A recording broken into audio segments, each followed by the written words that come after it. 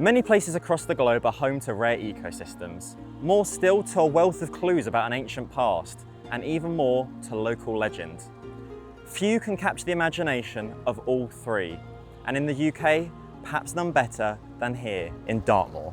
Over the next 3 days, we'll hike and camp our way across the moor, one of the only places in the UK you can free roam, forging our way through this incredible landscape.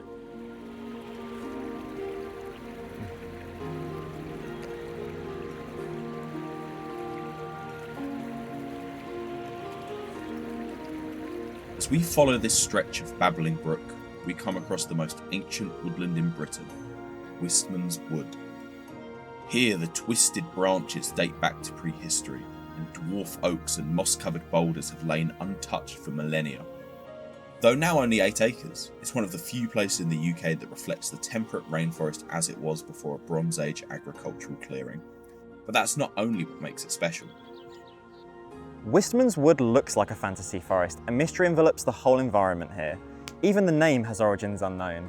Perhaps from the ancient Druids and the Anglo-Saxon word witan meaning wise, giving rise to the name Wiseman's Woods.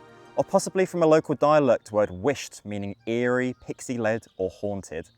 And naturally, there is local folklore to that effect. No one enjoyed an open hearth and a roaring fire more than the Axeman, John Snell. All year he'd be chopping logs for his stores, setting aside the choicest and selling the rest to his neighbours. John's tree-felling feats were legendary across the moors. He once felled a gargantuan walnut with 7 swings, or so the story goes. He also enjoyed a healthy dose of whiskey, which would often send him into a stupor. One night, in the raucous, smoky haze of the Hare and Hounds, he overheard a couple of villagers talking about the ancient yews that stood on the churchyard and how they must never be harmed as they were rooted to consecrated ground.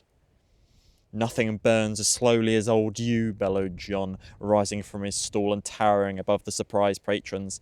I'd cut through the heartwood of both those yews just to see them glowing on my fireplace, he continued with drunken irreverence, swigging back the dregs of his whiskey. Surely not, one of the men protested. Who would do such a thing in the eyes of the Lord? John guffawed. I'll fell any tree on Dartmoor. Let no man stand in my way. It be the rights of my ancestors, the right to swing my axe wherever I so wish. There's no tree stronger than me in the whole of Devonshire. Annoyed by such pomposity, the men replied, If that be so, I challenge you. Bring me a slice of trunk from Wistman's Wood. Let's see how brave an axeman you really are. John glowered down at his instigator. I shall do it tonight. You shall have a slice from Wistman's heart by dawn, but in return you must walk on your hands and knees around Farmer Greengage's pigsty, shouting at how wrong you were to doubt the words of John the Axeman Snell. John knew the path to Wistman's Wood as well as he knew the flagstones on his farmhouse kitchen floor, the sharpened blade of his axe resting upon his shoulder as he made ample strides towards the warped shadows of the twisted oaks. He held the handle of his axe above his head and unleashed a ferocious swing, splintering the bark and landing it deep into the heartwood. He gripped the throat and belly of the axe with his callous palms and attempted to wrench it free, but found it welded to the woody flesh. The more he pulled, the more the oak seemed to bite back. A splintering and cracking sound could be heard from below, and to John's horror, one of the tree roots began curling around his ankle, and then the other ankle, and then his waist, pulling him towards the trunk and slowly constricting and crushing him. He had no air in his lungs to scream. His bones shattered as the roots devoured him whole, regurgitating a crumpled and contorted mess. That was his final resting place. Conjured into a mossy boulder by the spirits of the wood. Some say they have heard his muffled cries coming from the boulders as they pass the woods. The trapped horrors of the axeman John Snell and his bitter demise. As we leave Wistman's Wood, we're reminded of how delicate this ecosystem is. It's one of the most highly protected enclaves in Dartmoor, meaning people must be careful not to step foot in it to preserve the rare species here, including the old man's beard lichen. This means that even now, while the wood is small enough you can actually see through it, some mystery will remain here. Once the trees have thinned and the moors open up, it's an uphill struggle. Our camp spot will be on the highest of the tors in the area, Great Miss Tor, and I'm realising I'm not built for this terrain. But having finally made camp, I have no doubt it was worth it. The views here can see all that lies south of us, the stone outlines of a Neolithic farm, the expanse of moors that lies between us and Plymouth, and beyond the coastal city, the sea and the horizon.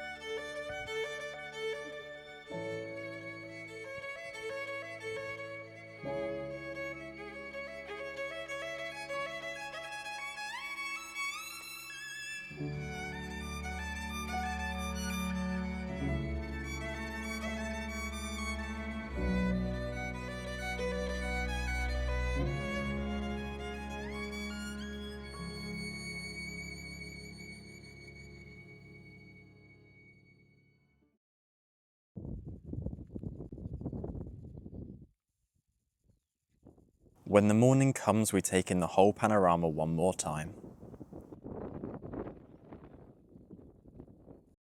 For us today, it's a hike down and back up again, across the Tors to reach an abandoned quarry, being careful to avoid the areas that are used to this day for military training. We're kept company the whole way by the ponies, sheep and cattle that roam the land freely and call this place home. And they have done for some time. 4,000 years ago, Bronze Age man hunted and farmed across Dartmoor, constructing a series of ritual sites, such as these stone circles and these stone rows here in Merivale, along with cairns and standing stones. Many of these sites exist across Dartmoor, hidden amongst the granite, forgotten by time.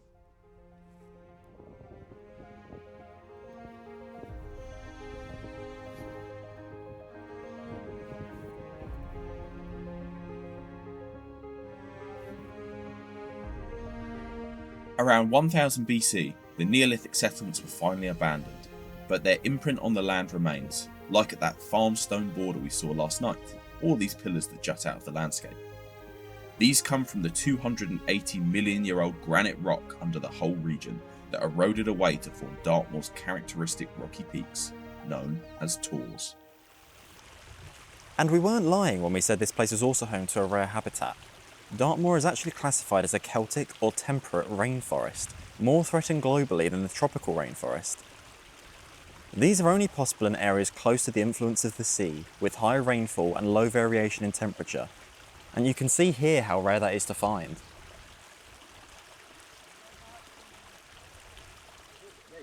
Combine that with Dartmoor's woodlands of ancient oak, pine, ash and hazel, plus the open fields, ravines and river gorges, a truly unique habitat has emerged here. Where it's so damp, plants called epiphytes grow on other plants, and that's why the mosses and lichens thrive here.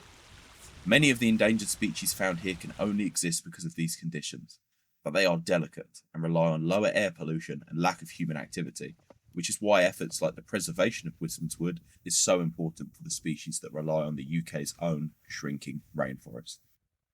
Unfortunately, as we saw, the ancient oak woods have shrunken and twisted forms, good only for firewood or charcoal. Across the country, large swathes of it was destroyed to make way for farmland, and the Neolithic people on Dartmoor were no exception. By 1000 BC, Bronze Age farmers had cleared so much of the forest and the land was so overexploited that the soil became incredibly fragile. It became waterlogged and washed away, exposing all the granite and creating peat bogs across the whole of the moors. These bogs couldn't sustain the farming population here, and that's why the people in 1000 BC abandoned the area, as we touched on earlier. But by the Middle Ages, the conditions had improved, and people returned. By the end of the medieval period, Dartmoor was exploited not only for its farmland, but this time for tin ore. Mining became widespread across the whole land, and experienced a revival during the Industrial Revolution to supply tin and granite to London. Now, these scars in the land are what remain of Dartmoor's industry. By the early 20th century, mining had breathed its last breath here on Dartmoor, and now abandoned ruins like this old granite mine lie littered across the whole landscape. And it's here we'll make our camp. After a quick swim in the quarry, we're ready to call it a day. But surrounded by the ghosts of this old mine, there's no better time for a campfire ghost story. The sun had set behind higher White Tor, its ebbing smoulder sparking the outcrops before shadows claimed the lonely Dartmoor uplands. A pair of wayfarers retraced their steps across the moor in the fading light, their hearts beating loudly in their chests as a feeling of panic set in. "It's okay," she told him. "I'm sure the road is in this direction. Pass me the torch so I can check on the map." But the torch batteries were as good as empty, offering only a wavering fluorescent pool around their soggy boots.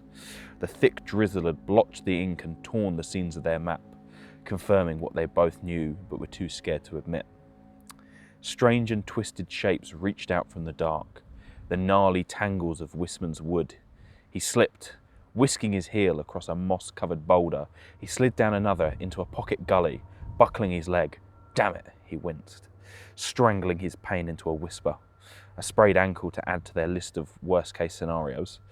This kind of thing happened to other people, she reminds herself, embarrassed by their swift descent into helplessness. The echoes of the pub landlord surfacing in her consciousness. "It's beautiful up there, but make sure you're back on the path by dusk and keep your wits about you if you stumble across Wisman's wood." He returned another polished pint glass to its rightful shelf. "I take all those legends with a pinch of salt myself, but I wouldn't want to be caught out there after dark." She asked him if he could put his weight on his twisted ankle, but her concerns were interrupted by a blood-curdling howl that serrated the night. "What was that?" he exclaimed. She tried to convince him it was just a fox, but her attempt was stalled by a stalking growl. The chilling noise persisted, this time growing closer all around them, enveloping them with its torturous, breathy gargle. The couple clenched each other in the spinning dark. The growl drew closer, but this time quieter, as if readied and poised. The beaming honeymooners who set off that morning with the Devon Highlands at their feet now dared not breathe. Adrenaline kicked in. He loosened his shoulders out of his rucksack, fumbled for one of the pockets and found his trusty Swiss Army knife, thrusting out a rusty 2-inch blade into the night. She felt out the damp earth around the boulder, clasping hold of a slimy piece of wood that snaps under its own weight. Launching another feeble attempt at defence. This couldn't be happening. This couldn't be real. Bloodshot amber eyes rose from the hollows and huge paws crushed the mast into the leaf litter, following a thick trail of saliva. It was to be their one and only walking holiday, a blood-spattered map, the only clue in the unsolved case of the vanished moorland sweethearts. Beware the whist hounds of Wisman's wood, which kennel beneath the withered dwarf oaks and guard the doorway to the underworld. Beware the demon dogs that pick the bones from the lost and strayed.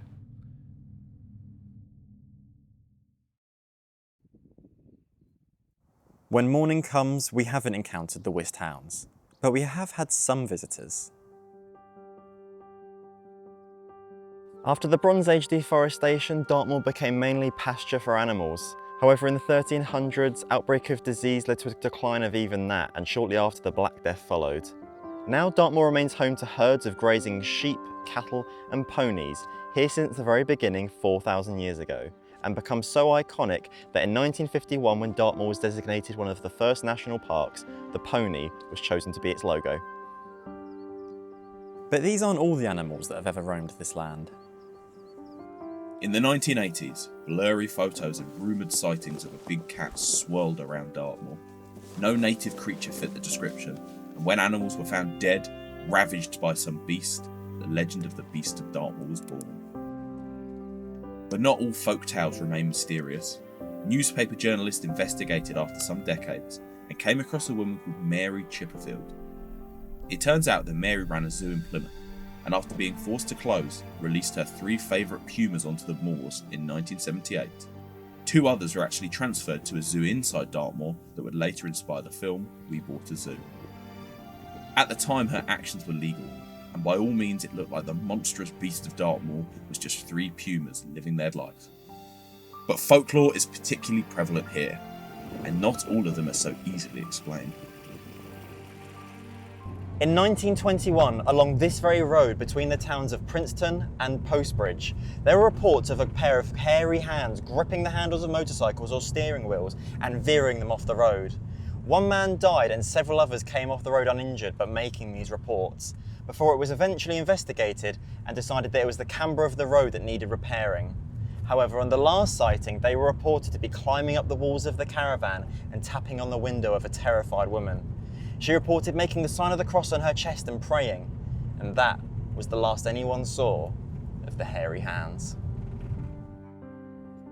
As we left Dartmoor, we didn't encounter the hairy hands, so the tale must be true.